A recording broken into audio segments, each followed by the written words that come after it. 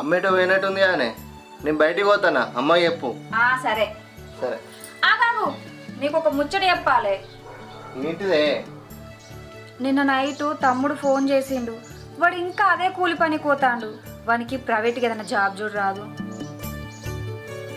Job చేసేది వాడు కదనే, నన్ను అడగచ్చు కదా. నిన్నే అడగన్నా? వాడు నీతో చెప్పడానికి భయపడతాండు, అందుకే నాకు చెప్పిండు. నేనేమన్నా మింగుతా అనేవాడిని? అట్లాని కాదు కానీ అడగడానికి భయపడతాండు.